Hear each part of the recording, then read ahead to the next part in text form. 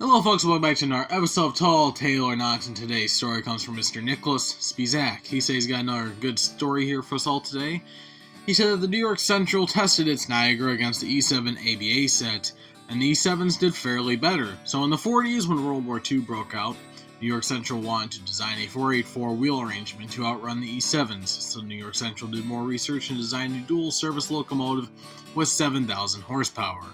It had 78-inch drivers, 305 psi, 26 by 28-inch cylinders, and Baker valve gear, and a boiler length of 105 feet long, along with a centipede tender with a 410-2 wheel arrangement. Oh, okay, so that makes sense. So just to clarify, when I get these stories, I almost always read them first, because I read them typically within 30 minutes to an hour or so of, seeing them. And what I'll do is I'll read them and, kind of be like, okay, I gotta make a video on this here soon. And when I read this, I immediately thought that we were talking about Niagara, but instead of a 484 wheel arrangement, the engine had a 410-2 wheel arrangement. But this makes sense, it's a Niagara with a 484 wheel arrangement with a 410-2 wheel arrangement underneath the tender, kind of like a triplex. So, just making sure everyone's on the same page here. I think I got that right. Anyway, so that kind of makes sense because the New York Central did come up with a couple of designs for reworked Niagaras. They came up with a 4444 wheel arrangement, a duplex, kind of like the Pennsylvania, but maybe more like a New York Central flavor of steam engine. And then, of course, they never did that because the whole E7 test against the Niagara, so it didn't end up becoming anything.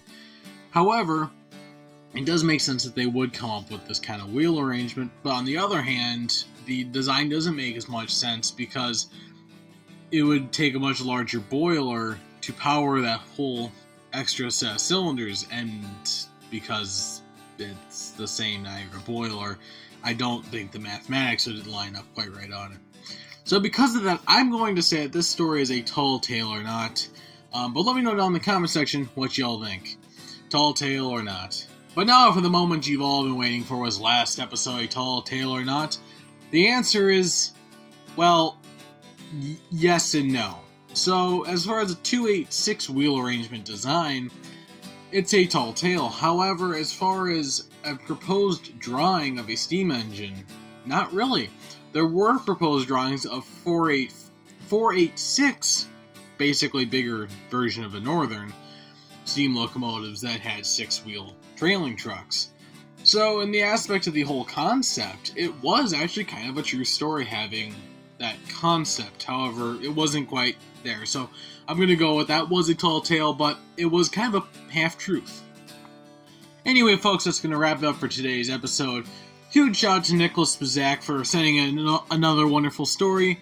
And as always, folks, like, subscribe, share the video, leave a comment in the comment section down below, along with any of your tall tale or not stories you'd like to share here on the channel. And as always, folks, see you on the rails.